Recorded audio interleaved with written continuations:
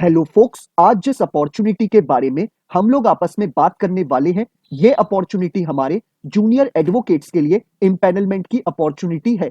काफी कम टाइम आप लोगों को ऐसा देखने को मिलता होगा कि हमारे जूनियर एडवोकेट्स के लिए इम्पैनलमेंट की अपॉर्चुनिटी निकले। ये अपॉर्चुनिटी वो भी हमारे बृहन मुंबई म्युनिसिपल कॉर्पोरेशन में निकाली गई है, जो कि एक रेप्यूटेटेड इंस्टीट्यूशन है मुंबई में। तो मैं चाहूंगा आप सभी लोग इस वीडियो को कंप्लीट देखिएगा, ताकि आप लोग जब इस अपॉर्चुनिटी का पार्ट बने तो आपको फॉर्म को फिलअप करते वक्त कोई भी किसी तरीके की कोई इशू ना आए। साथ ही साथ मैं आपको बताना चाहूंगा कि इसमें जो नंबर ऑफ वैकेंसी हमारे यंग एडवोकेट्स के लिए निकाली गई है, वो एक दो वैकेंसी नहीं निकाली है, टोटल 75 वैकेंसी हमारे यंग एडवोकेट्स के लिए निकाली गई है। तो आप लोग इस वीडियो को कंप्लीट देखिएगा। ये पूरे एडवर्टाइजमेंट की हर एक डिटेल आपके साथ मैं इस एडवर्टाइजमेंट की शेयर करूंगा। ये सारी डिटेल्स आपके साथ शेयर करने से पहले मैं आप सभी लोगों को एक इंपॉर्टेंट इंफॉर्मेशन और प्रोवाइड करना चाहता हूं कि अगर आप एक लॉ स्टूडेंट हैं, लॉ ग्रेजुएट हैं या फिर प्रैक्टिसिंग एडवोकेट हैं ऑल ओवर इंडिया के किसी भी कोर्ट में, अगर वो चाहते हैं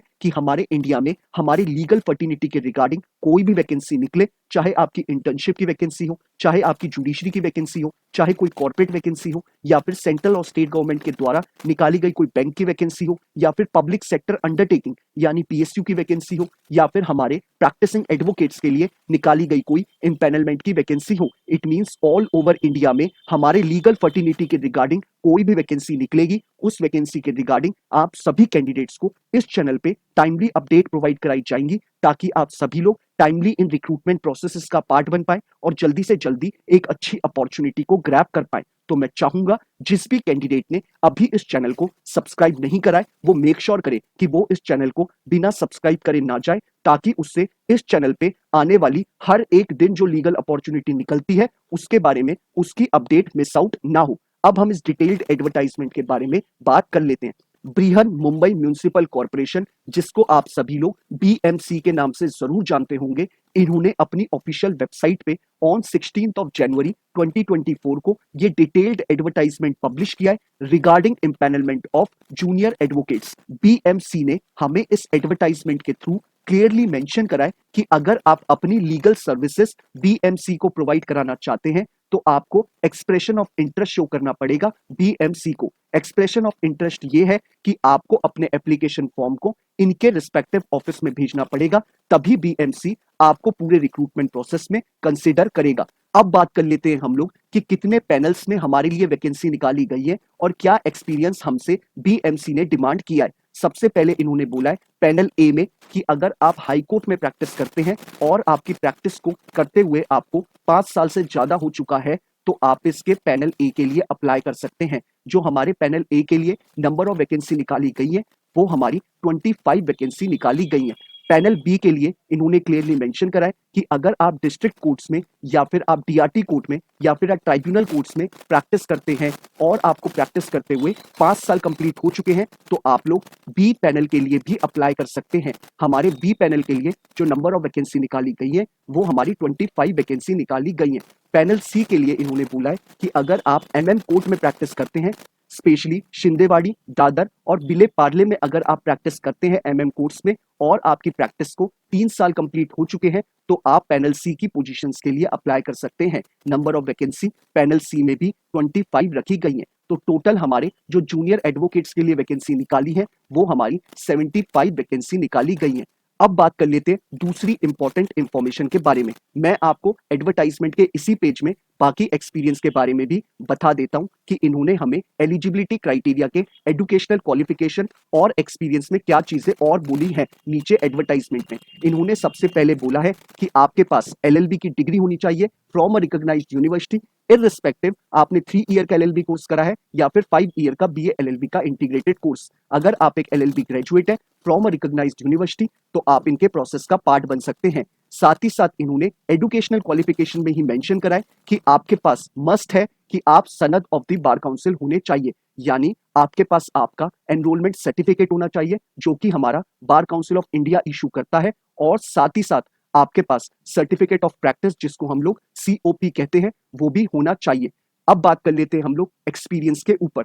इन्होंने अपने एलिजिबिलिटी क्राइटेरिया के एक्सपीरियंस में कैटेगोरिकली मेंशन करा है कि अगर आप पैनल ए के लिए अप्लाई करना चाहते हैं तो आपकी 5 साल की प्रैक्टिस हाई कोर्ट में होनी चाहिए और साथ ही साथ आपने इंडिपेंडेंटली 7 केसेस हैंडल करे हुए होने चाहिए इन 5 सालों में, तभी आप पैनल ए की पोजीशंस के लिए अप्लाई कर सकते हैं। साथ ही साथ इन्होंने बोला है कि अगर आप पैनल बी की पोजीशंस के लिए अप्लाई करना चाहते हैं तो आपने डिस्ट्रिक्ट कोर्ट में या फिर ट्राइब्यूनल में या फिर इनमें से किसी भी कोर्ट में आपको प्रैक्टिस करते हुए मिनिमम 5 साल कंप्लीट हो जाने चाहिए, तभी आप पैनल बी के लिए अप्लाई कर सकते हैं। साथ ही साथ इन्होंने बोला है कि आपकी इन 5 साल की प्रैक्टिस में आपने मिनिमम 7 केसेस इंडिपेंडेंटली हैंडल करे हुए होने चाहिए, तभी आप पैनल बी की पोजीशन के लिए अप्लाई कर सकते हैं। साथ ही साथ इन्होंने पैनल सी के लिए आपको बोला है कि अगर आप पैनल सी के लिए अप्लाई करना चाहते हैं तो आपने एमएम कोर्ट में मिनिमम 3 साल प्रैक्टिस करी हुई होनी चाहिए और आपने इंडिविजुअली यानी इंडिपेंडेंटली आपने मिनिमम 5 केसेस हैंडल करे हुए होने चाहिए, तभी आप पैनल सी की पोजीशन के लिए अप्लाई कर सकते हैं। तो ये इन्होंने आपका एलिजिबिलिटी क्राइटेरिया रखा है। अगर आप इन पैनल ए, पैनल बी और पैनल सी में किसी भी एलिजिबिलिटी क्राइटेरिया को मैच करते हैं तो आप लोग मेक श्योर करिएगा कि आप इस अपॉर्चुनिटी का जरूर पार्ट बने, क्योंकि ऐसी अपॉर्चुनिटी हमारे जूनियर एडवोकेट्स के लिए बहुत कम निकल के आती है। अब बात कर लेते हैं कि हमें इस पूरे रिक्रूटमेंट प्रोसेस का कैसे पार्ट बनना है। आपको नीचे डिस्क्रिप्शन बॉक्स में जो पहला लिंक अवेलेबल है आप उस पर क्लिक करेंगे, आपके स्क्रीन पे ये पूरा एडवर्टाइजमेंट खुल के आ जाएगा। आपको इस एडवर्टाइजमेंट के पेज नंबर 10 पे जाना है और पेज नंबर 10 को आपको प्रिंट आउट कराना है, पेज नंबर 11 को प्रिंट आउट कराना है, 12 को प्रिंट आउट कराना है, 13 को प्रिंट आउट कराना है। इन चारों पेजेस को आपको प्रिंट आउट करा के इनको फिल करना है अपने हाथों से। सबसे पहले आप अपनी ऊपर फोटो पेस्ट करेंगे, फिर उसके बाद आप सारी इंपॉर्टेंट इंफॉर्मेशन जो इन्होंने आपसे पूछी है वो आपको इसमें मेंशन करनी है।